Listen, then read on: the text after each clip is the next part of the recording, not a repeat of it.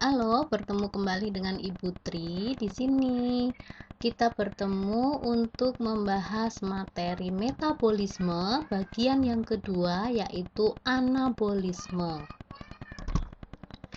Oke, untuk anabolisme, kalau kemarin kita membahas katabolisme itu pembongkaran ya, bisa membongkar glukosa menjadi energi ATP, kemudian protein menjadi ATP atau lemak menjadi ATP. Di sini reaksi anabolisme itu adalah reaksi asimilasi, berarti reaksi pembentukan ya. Oke. Kalau kemarin katabolisme itu menghasilkan energi, kalau di sini reaksi anabolisme itu adalah reaksi yang membutuhkan energi. Nah, kita perhatikan di sini. Anabolisme di sini adalah penyusunan senyawa karbohidrat ya, biasanya dalam bentuk glukosa dari molekul anorganik. Bisa CO2, H2O air ya, karbon dioksida, air dan juga energi. Nah, energi ini bisa ATP dan juga dalam bentuk NADPH. Nah, energi pembentukan karbohidrat itu bisa berasal dari cahaya kalau itu adalah reaksi fotosintesis atau oksidasi senyawa anorganik atau biasa disebut kemosintesis. Jadi nanti reaksi anabolisme itu ada dua. Ada fotosintesis yang menggunakan energi cahaya dan juga ada kemosintesis yang energinya berasal dari oksidasi senyawa anorganik. Seperti itu.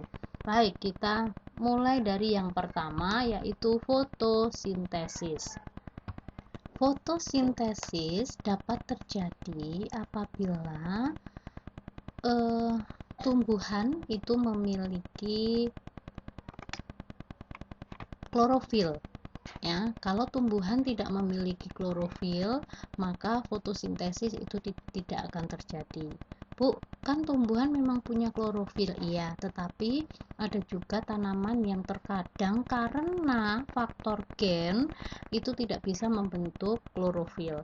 Itu ya, maka di sini ada faktor-faktor yang mempengaruhi terbentuknya klorofil, ada gen, kemudian cahaya, ini untuk beberapa jenis tanaman, kemudian unsur nitrogen, magnesium dan Fe ya, unsur pembentuk dan katalis. Nah, ini sebagai katalis dalam pembentukan klorofil, kemudian air. Nah, ini harus terpenuhi supaya klorofil itu bisa terbentuk.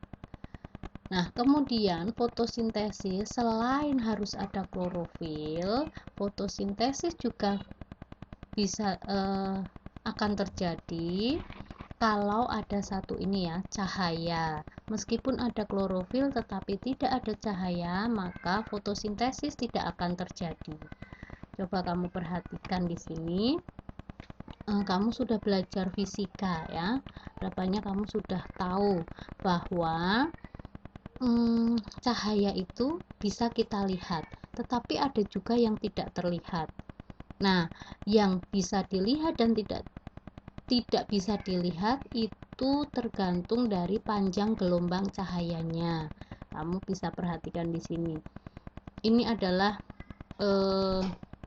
semakin ke sana ini semakin terlihat ya. Kemudian yang ke sana ini adalah yang tidak bisa dilihat gitu ya, yang di sana. Nah, kalau yang ini tuh bisa dilihat.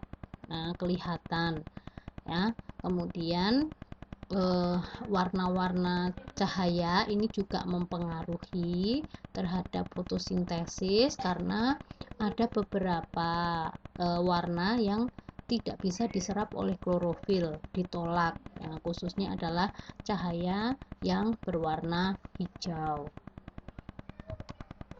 Nah, maka kita bisa melihat tanaman itu berwarna hijau karena tanaman itu memantulkan cahaya berwarna hijau gitu ya. Kemudian kuning juga, tetapi kuning itu dipantulkan sebagian besar, sebagian lagi bisa diserap oleh tumbuhan seperti itu. Kemudian di sini coba kamu perhatikan, ini ada gambar klorofil A, klorofil B, dan juga klorofil C. Nah, di sini ini kan pigmen-pigmen organik ya dalam membran tilakoid. Nah, ini bisa mengabsorpsi atau menyerap cahaya berbeda-beda ya antara klorofil A, klorofil B, dan klorofil C. Kamu bisa lihat dari grafik berikut ya, bagaimana klorofil A, klorofil B, dan juga klorofil C yang titik-titik ini menyerap cahaya seperti itu. Nah, jadi untuk fotosintesis itu dipengaruhi oleh satu cahaya, kemudian yang kedua ada tidaknya klorofil.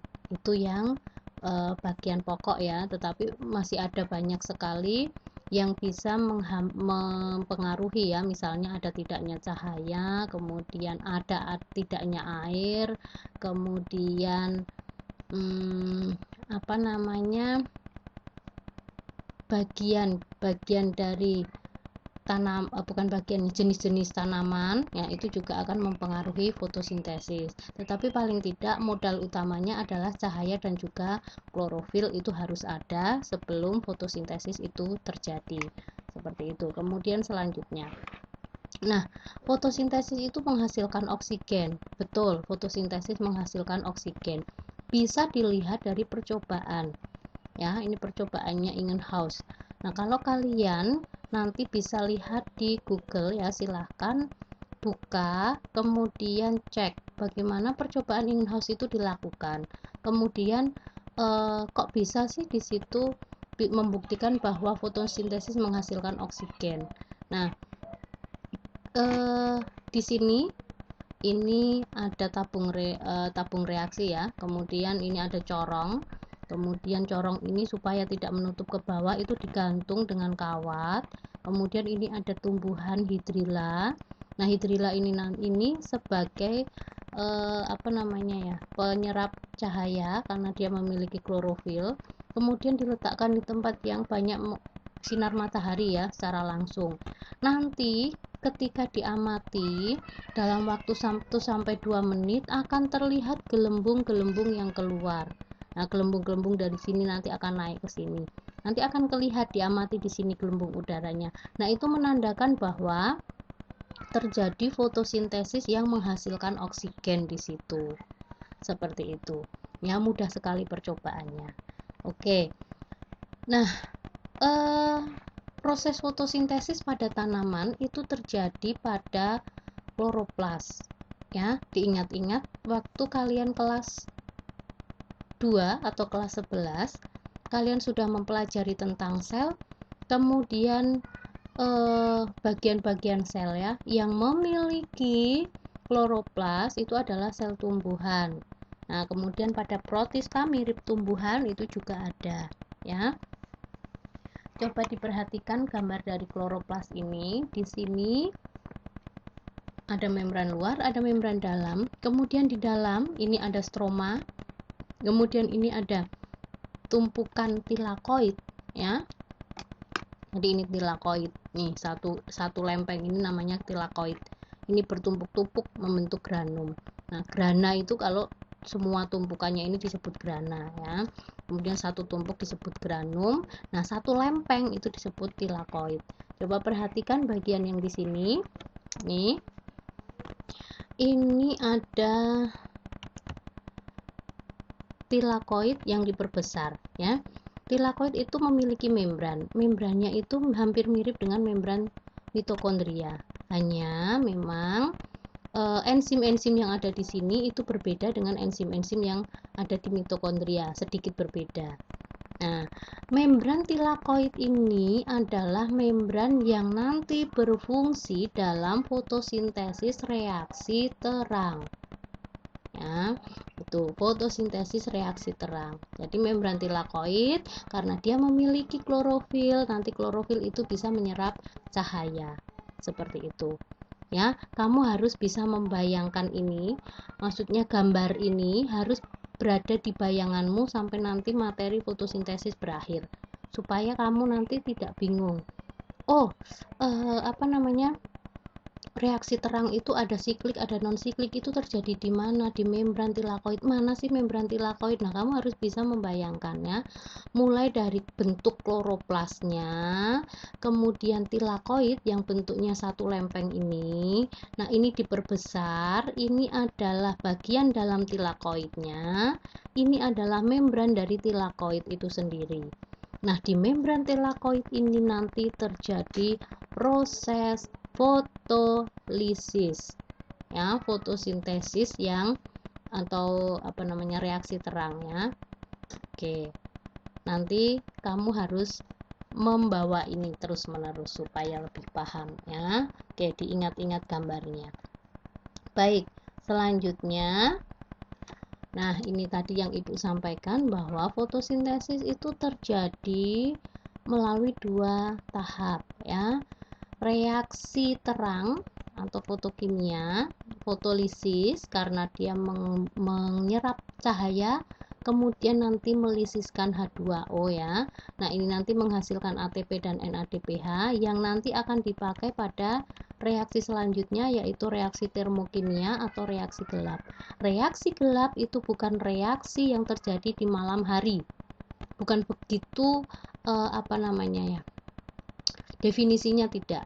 Tetapi reaksi gelap adalah reaksi yang tidak menggunakan cahaya. Ya, cahaya ini tidak digunakan. Gitu, tidak memerlukan cahaya. Bisa terjadi di siang hari, bisa terjadi di malam hari. Seperti itu. Ya, kemudian berlangsung di stroma. Stroma itu adalah di bagian itu tadi, ya, apa namanya? Nih, di bagian sini luar ini masih di dalam kloroplas tetapi bukan di tilakoid, di ruang-ruang kosong ini, itu namanya stroma. Kemudian menghasilkan glukosa. Nah, ini ya, asimilasi, butuh energi dari cahaya. Nah, energinya ini tetapi ini dihasilkan dari cahaya yang diserap oleh klorofil, ya. Kemudian nanti dibawa ke reaksi gelap, ada CO2, ada enzim Robisco nanti, kemudian nanti dalam siklus Calvin dia akan membentuk glukosa seperti itu, ya. Oke, untuk lebih jelasnya coba perhatikan gambar ini. Ini kan bagian dari kloroplas tadi, ya. Nah, kloroplas itu memiliki yang namanya klorofil. Nah, klorofil itu ada di membran tilakoid. Di sini ini adalah reaksi terang, ada cahaya matahari diterima. Kemudian cahaya ini karena di sini ada air, dia bisa melisiskan H2O. O2-nya dikeluarkan, H plus-nya itu digunakan untuk membentuk ATP dan NADH, ya. H plus-nya ketemu ADP ketemu NADPH menjadi NADP menjadi NADPH, kemudian H plus yang lain itu memicu ADP berikatan dengan P menjadi ATP.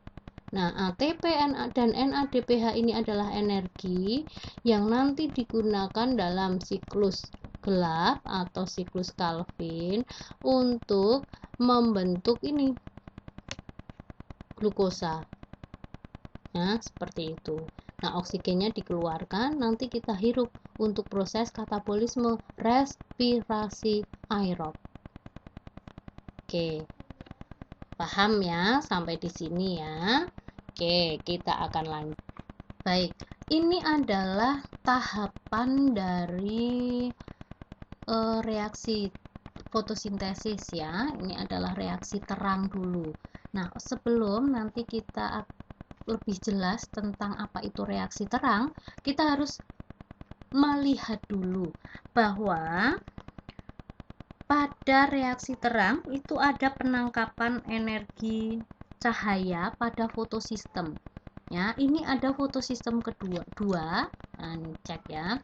Ini disebut sebagai fotosistem 2. Sebentar. Ini, ya. Ini fotosistem yang kedua. Kemudian ini ada fotosistem 1. Ini salah ya, angkanya harusnya adalah P700. Nah, di sini. Ini fotosistem 1, ini fotosistem yang kedua. Nah, fotosistem 1 dan fotosistem 2 ini saling bekerja sama menyerap cahaya matahari, kemudian nanti membentuk elektron. Nah, elektronnya itu nanti digunakan untuk membentuk energi. Seperti itu. Nah, pada fotosistem ini nanti ada aliran elektron. Ya, ada aliran elektron. Maka nanti ada yang disebut sebagai aliran siklik dan aliran non siklik. Coba kamu perhatikan ini ya. Ini adalah aliran non siklik. Non siklik berarti non siklus, tidak ada siklus. Artinya nanti di sini elektron yang dihasilkan itu tidak kembali lagi ke fotosistem ya. Ini adalah fotosistem yang kedua tadi, P680 ya. Oke, coba diperhatikan. Ini ada cahaya dari matahari. Nah, cahaya matahari diserap. Di sini ini adalah membran dari tilakoid ya, diingat-ingat. Kemudian fotosistem yang kedua ini, di sini banyak sekali klorofil. Klorofil ini bisa menyerap cahaya. Nah, ketika dia menyerap cahaya, nah dia bisa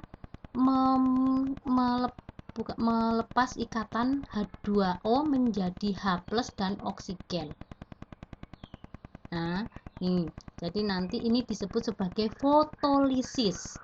Ya, fotolisis.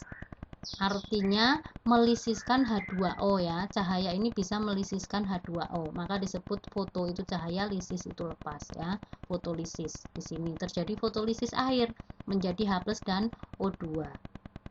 Nah, elektron yang dihasilkan ini ya, elektron yang dihasilkan dari fotolisis ini nanti akan dibawa. Coba kamu perhatikan di sini ya. Nih, dari klorofil ini ya, nanti kan dia dari pusat reaksi ini dia elektronnya akan tereksitasi ke tingkat energi yang lebih tinggi. Kemudian nanti akan ditangkap oleh akseptor elektron primer. Nah, kemudian nanti dibawa ke sini. Ini namanya adalah enzim ya, enzim yang ada di sini. Ini enzim ya. Pg itu artinya plastoquinon. Jadi akseptor elektronnya tadi mentransfer elektron ke bagian plastoquinon ini, enzim plastoquinon. Kemudian dibawa ke kompleks sitokrom, kemudian ke plastosianin. Tuh, ya. Nah, kemudian setelah sampai ke plastosianin, nanti dia akan menuruni ini ya, plastosianin di sini dari enzim plastoquinon. Kemudian ini kompleks sitokrom. Nah, ini plastosianin. Dari plastosianin dia akan turun, kemudian nanti dia akan elektronnya itu nanti akan digunakan ini ATP sintase ya, sama dengan di mitokondria dulu itu, karena ada H+ yang masuk. Nah, kemudian memicu ADP berikatan dengan fosfat membentuk ATP. Nah, ini kalau kamu perhatikan di sini, elektron yang dihasilkan itu dia tidak dikembalikan ke sini, tidak dikembalikan ke bagian fotosistem yang kedua lagi. Ya sudah, dilepas begitu saja, dia tidak kembali. Maka disebut sebagai aliran elektron non siklik. Ya, jadi ibu ulang. Cahaya diserap oleh klorofil pada fotosistem yang kedua. Kemudian di sini terjadi fotolisis air. Nah, elektron dari fotolisis air ini akan dibawa ke plastoquinon dari plastoquinon dibawa ke kompleks sitokrom, dari kompleks sitokrom dibawa ke plastosianin. Ya. Nah, kemudian dari plastosianin ini nanti elektronnya dipakai untuk membuat ATP pada kompleks ATP sintase.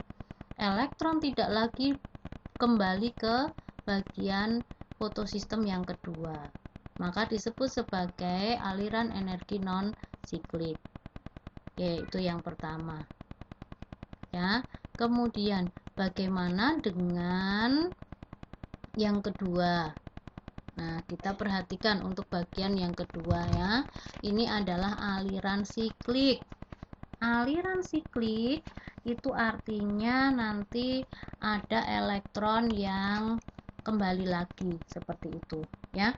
Pada aliran elektron siklik, energi cahaya itu ditangkap ya, ditangkap oleh fotosistem yang pertama ya. Ini fotosistem yang pertama, P700.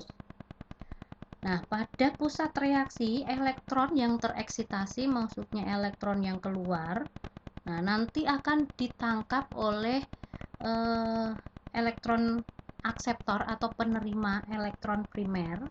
Nah, kemudian nanti dipindahkan ke ferredoksin, ya. Ini penerima elektron dipindahkan ke ini namanya enzim ya, enzim ferredoksin. Dari ferredoksin ke plastoquinon. Nah, dari plastoquinon dibawa ke kompleks sitokrom, ini juga enzim. Dari kompleks sitokrom nanti ini akan ada elektron yang dalam ATP sintase itu membantu ADP berikatan dengan P menghasilkan ATP. Nah, kemudian nanti dari kompleks sitokrom dia kembali ke plastoquinon. Nah, dari plastoquinon dia kembali lagi ke fotosistem yang pertama. Maka disebut siklik. Aliran elektronnya seperti itu. Ya, kembali lagi ke atas yang non siklik.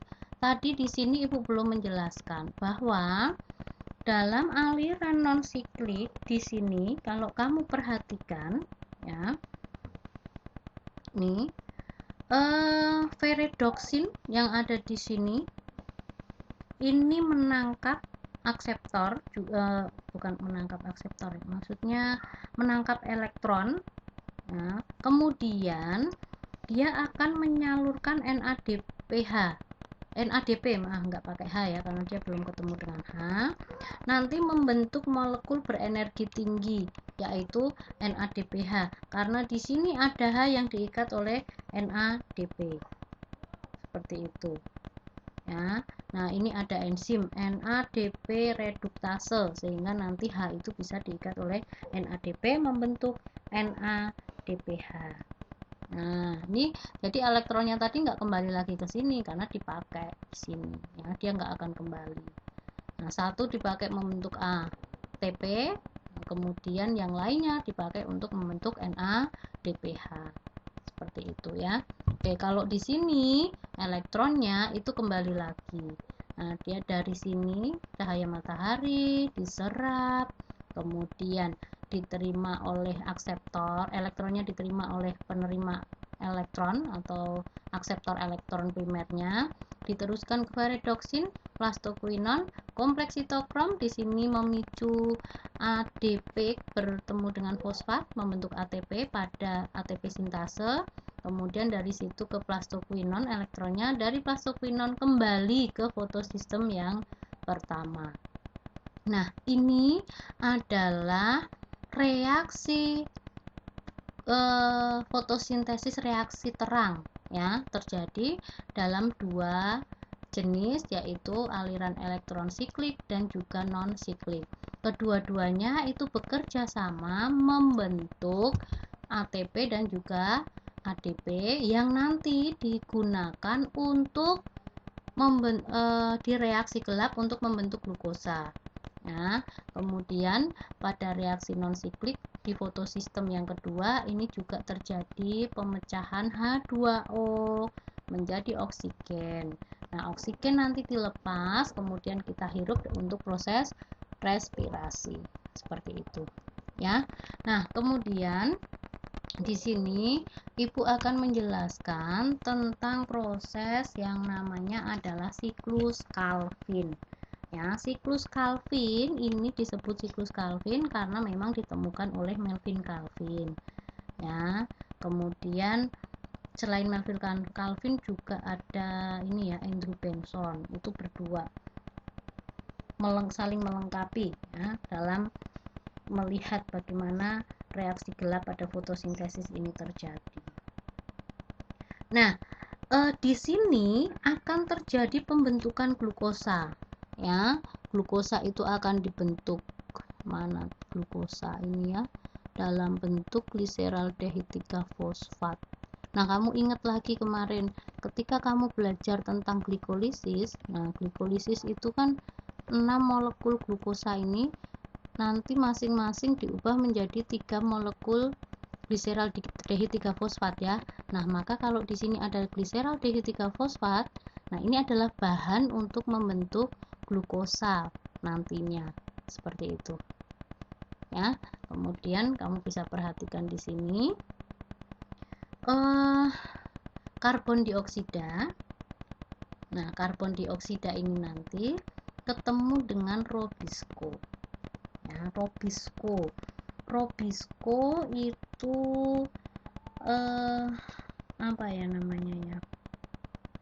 Sebenarnya dia itu ada di dalam tanaman ya, karena ini berupa siklus. Robisco tersedia di situ. Robisco nanti tinggal mengikat karbon dioksida. Nah, setelah mengikat karbon dioksida kan nanti menjadi ini ya, apa namanya, PGAL. Nah, kemudian dari PGAL nanti dia akan membentuk gliseraldehid 3 fosfat yang ada di sini. Nah, dalam perjalanannya ini ada ATP yang dipakai, yang digunakan. Ya, ada ATP. Jadi fosfatnya itu ada yang diambil. Ini ya, kalau ini kan fosfatnya ada di sini. Nah, ini fosfatnya jadi 2 karena diambil. Itu. Kemudian ini juga menggunakan H dari NADPH. Jadi nanti NADPH itu tinggal NADP. Ya, karena hanya itu diikat di sini. Nah, kemudian nanti membentuk gliseraldehid 3 fosfat. Nah, gliseraldehid 3 fosfat ini nanti kan sebenarnya gliseraldehid 3 fosfatnya itu kalau dalam satu siklus itu seharusnya di sini ada 3 RuBP dan 3 karbon dioksida. Nah, jadi masing-masing nanti mengikat. Nah, berarti nanti yang dihasilkan itu kan ada berapa namanya? 6 ya. Nah, 6. Maka nanti yang 5 itu ke sini, yang 1 ini nanti digunakan untuk membentuk glukosa. Seperti itu. Nah, lebih jelasnya coba lihat di sini. Nih. Ini RuBP CO2 membentuk PGAL. Ya. RuBP mengikat CO2 membentuk PGAL. Di sini ada ATP, NADPH yang dikonsumsi. Nah, nanti masing-masing itu akan membentuk, ini kan atomnya itu kan ada ini ya, 5 atom C-nya 5 ditambah dari CO2 1 6 kan. Nah, maka nanti jadi PGAL itu 33 ya kan. Nah, kalau di sini apa namanya, PGAL atau gliseraldehid 3 fosfat G3P ya, nama lainnya itu G3P, gliseraldehid 3 fosfat, itu kan yang dihasilkan ada 12, tetapi nanti yang 2 itu dilepas, kemudian yang 10 itu dipakai untuk regenerasi Robisco. Seperti itu. Kalau di sini 6, kalau di sini 3, nah 3 CO2 berarti di sini juga 3 RuBP ya, 3 RuBP. Maka nanti di sini ada 6. Nah, ini tetap 3. Nah, PGAL-nya nanti 6 ya. Gliseraldehid 3 fosfatnya itu nanti diambil 1 saja, yang 5. digunakan untuk regenerasi RUBP. Seperti itu. Ya, ini untuk siklus Calvin. Jadi sebenarnya siklus Calvin ini adalah siklus konsumsi energi. Rubisco ketemu CO2 mengkonsumsi energi dalam bentuk ATP dan NADH untuk membentuk glukosa. Gitu. Dan satu molekul glukosa itu harus ada 2 G3P kan. Nah, karena setiap satu G3P kan 3 molekul C, 3 atom C kan. Nah, maka nanti kalau satu molekul glukosa kan dia memiliki 6 atom C, maka harus dari 2 G3P supaya bisa menghasilkan glukosa dengan 6 atom C. Seperti itu. Ya, harapannya kamu tidak bingung ya, tapi lebih paham. Seperti itu. Oke. Kemudian selanjutnya. Ini adalah penggunaan produk fotosintesis ya. Gula berkarbon 3 yang dihasilkan dari siklus Calvin ini nanti akan mensintesis molekul organik pada tumbuhan. Gula berkarbon 3 itu ya G3P. Ya, yang punya 3 atom C. Kemudian 50% dari senyawa tersebut dikonsumsi sebagai bahan bakar respirasi sel. Ya, dalam mitokondria. Nah, jadi nanti kalau kemarin Ibu tanya apakah tumbuhan itu melakukan respirasi? Ya iya, tetap melakukan respirasi. Nah, kamu lihat di sini. Nah, sebagian lagi hilang saat terjadi fotorespirasi. Tapi ini pada beberapa tumbuhan ya. Nah, fotorespirasi itu ya respirasi yang terjadi bersamaan dengan fotosintesis gitu ya. Nah, fotorespirasi akan meningkat jika keadaan lingkungan panas terik dan kering menyebabkan stomata tertutup. Nih, pada tumbuhan C4 ya. Nih, C4 itu artinya produk fotosintesisnya bukan G3P ya, tetapi dia gula berkarbon 4 dan tanaman cam, Crassulacean acid metabolism, tumbuhan sukulen ya. Sebagian senyawa organik karbohidrat hasil fotosintesis itu dikirim keluar daun melalui berkas pembuluh floem. Nah, untuk lebih memahami tentang ini ada tanaman C3, C4 dan CAM nanti di sini akan dijelaskan lebih lanjut ya. Nah, ini tadi tentang fotosintesis. Fotosintesis bisa dibuktikan. Ini percobaan Ingenhousz yang tadi ya, yang menggunakan tabung pakai tanaman hidrilla. Ini kasih air, nanti akan kelihatan gelembungnya ketika diletakkan di tempat yang panas. Nah, kemudian ini ada percobaannya Engelmann. Fotosintesis menghasilkan oksigen ya, terjadi pada sel yang mengandung klorofil. Nah, ini menggunakan ganggang spirogyra. Jadi karena spirogyra itu kan bentuknya seperti ini ya. Nah, ada bagian yang memiliki klorofil.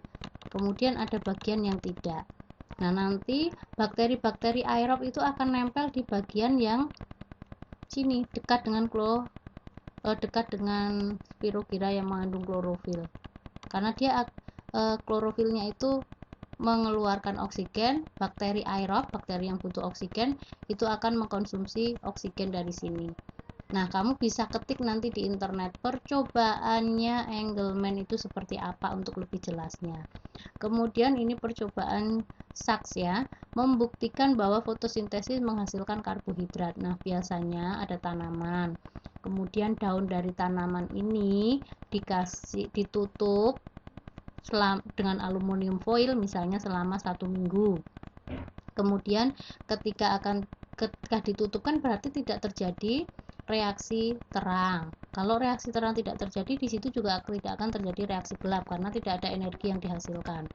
Maka nanti ketika ini dipetik, nah dikasih nanti dengan iodin.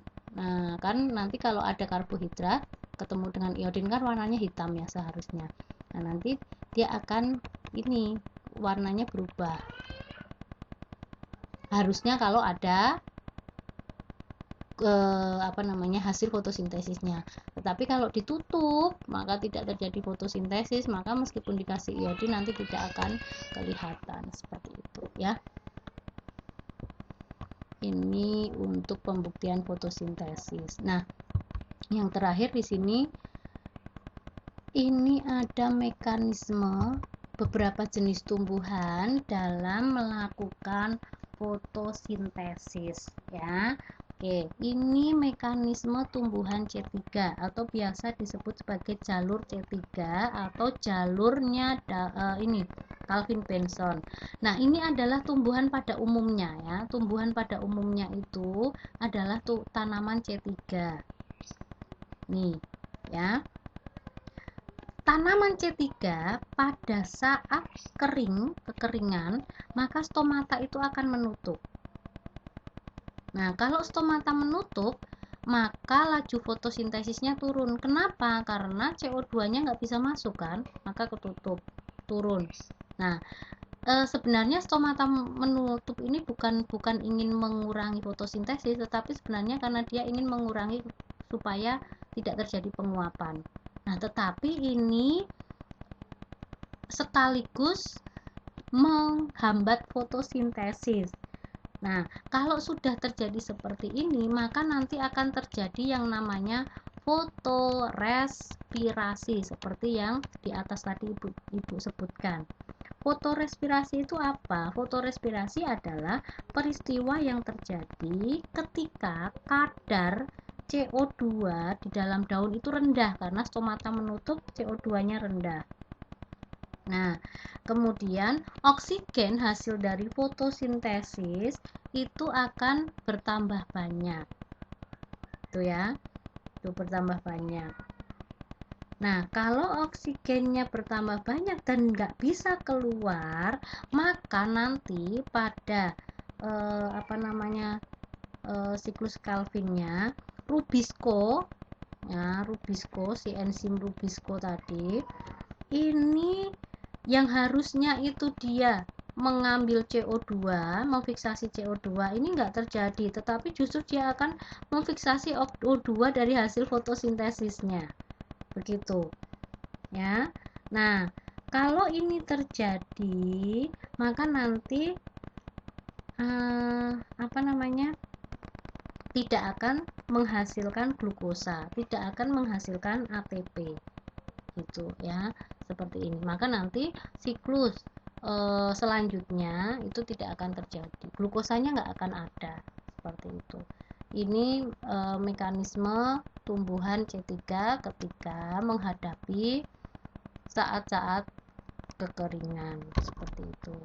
Kemudian maka tanaman itu tidak diperbolehkan sampai kekurangan air ya, air itu sangat penting. Oke, kemudian ini ada mekanisme tumbuhan C4 atau jalur C4, jalur Hatch-Slack ya. Terjadi pada misalnya sorghum, jagung. Oh ya, kalau yang atas ini yang atas tadi C3 itu tumbuhan pada umumnya, misalnya pada padi, kemudian pada kedelai dan seterusnya ya. Nah, kalau C4 itu contohnya sorghum, jagung, seperti itu. Ini berbeda dengan C3. C4 itu dia bisa menanggulangi kondisi kekeringan dan fotorespirasi ya, dengan cara dia menutup stomata pada kondisi panas dan kering. Tetapi enzim pada C4 ini tidak bisa memfiksasi O2, sehingga fotorespirasi itu tidak terjadi. Meskipun keadaannya sama, ya, stomata menutup ketika panas dan kering, tetapi Rubisco-nya tidak bisa mengikat O2, maka fotorespirasi tidak terjadi. Ya, jadi pernafasan pada saat terjadi fotosintesis itu tidak terjadi, seperti itu. Ya, nah kemudian untuk tanaman C4, kenapa disebut sebagai tanaman C4? Karena hasil dari siklus Calvin-nya itu bukan gliseraldehid 3 fosfat yang punya 3 atom C, tetapi adalah asam oksaloasetat ya, AOA, yang memiliki 4 atom C. Seperti itu. Kemudian yang terakhir, Ini adalah mekanisme tumbuhan CAM ya, atau Crassulacean acid metabolism. Nah, ini biasanya untuk tumbuhan-tumbuhan sukulen. Nah, kemudian misalnya kayak nanas, kaktus dan sebagainya, seperti itu. Nah, tanaman-tanaman seperti itu kan tanaman-tanaman yang ngirit sekali terhadap air ya. Penggunaan airnya itu sedikit sekali. Dia tidak disiram dalam waktu berminggu-minggu. Nah, di tanah yang kering itu biasanya bisa bertahan. Nah, bagaimana caranya? Nah, tanaman ini menghemat air dengan stomata pada siang hari ini memang tertutup ya, pada siang hari stomatanya tertutup supaya tidak terjadi penguapan, sehingga air yang ada di dalam nggak akan keluar meskipun sepanas apapun keadaan di lingkungannya, seperti itu ya.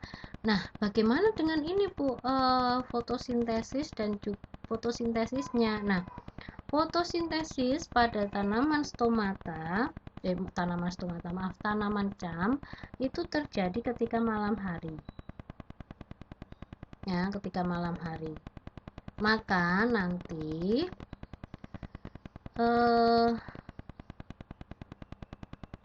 pada saat malam dia akan memfiksasi CO2.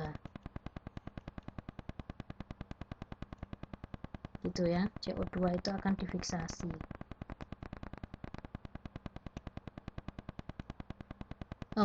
Terbalik. Pada malam hari dia akan melepaskan CO2. Fiksasi itu kan mengikat ya, pada malam ini dia akan melepas melepas O2, memfiksasi CO2, mengikat CO2 itu. Kemudian nanti akan CO2-nya itu kan dibentuk, kemudian nanti dia akan gunakan untuk pembentukan glukosa pada siang hari. Jadi siklus Krebsnya itu terjadi pada siang hari. Ini adalah contoh-contoh dari tanaman CAM ya. Ini contoh-contohnya itu seperti ini. Kemudian ini adalah skemanya ya, skema jalurnya. Nah, ini C3, C4 CAM ya.